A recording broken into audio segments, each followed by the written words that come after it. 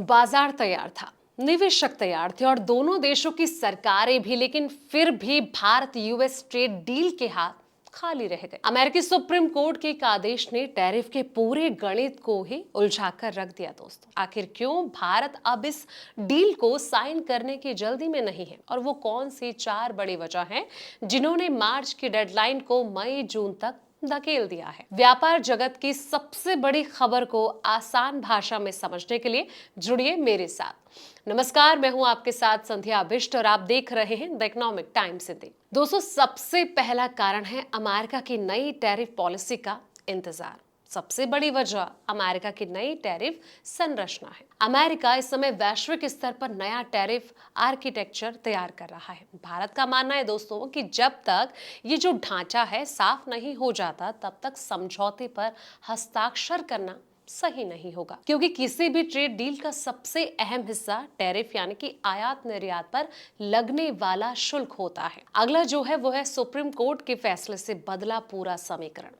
दूसरी बड़ी वजह दोस्तों ये है कि अमेरिका के सुप्रीम कोर्ट का जो फैसला है 20 फरवरी 2026 को कोर्ट ने रेसिप्रोकल टैरिफ को अमान्य कर दिया। इसका मतलब ये हुआ कि पहले लगाए गए कई टैरिफ अब लागू नहीं रहे। पहले जो ट्रेड डील तैयार हुई थी वो इन्हीं टैरिफ को ध्यान में रखकर बनाई गई थी। ऐसे में अब उसे दोबारा नए हालात के हिसाब से ढालना पड़ रहा है। कहीं ना कहीं जिस तरीके से सुप्रीम कोर्ट के इस फैसले से पूरा समीकरण बदला है, ऐसे में कई तरह के पॉइंट्स भी उछल कर आ रहे हैं। ऐसे में आपको बता दें कि 10% अस्थायी टैरिफ की नई व्यवस्था ये भी एक बड़ा मुद्दा है। अमेरिकी सरकार ने 1974 के ट्रेड एक्ट के सेक्शन 122 के तहत कई देशों के कुछ उत्पादों पर 10% टैरिफ लागू किया। ये जो व्यवस्था है फिलहाल 5 महीने के लिए लागू है दोस्तों। इसलिए भारत चाहता है कि इस अस्थायी ढांचा बने, उसी के हिसाब से डील को अंतिम रूप दिया जाए। अगला जो कारण है यानी कि अगली जो वजह है वो है वैश्विक प्रतिस्पर्धा। जी हाँ, ट्रेड डील का मकसद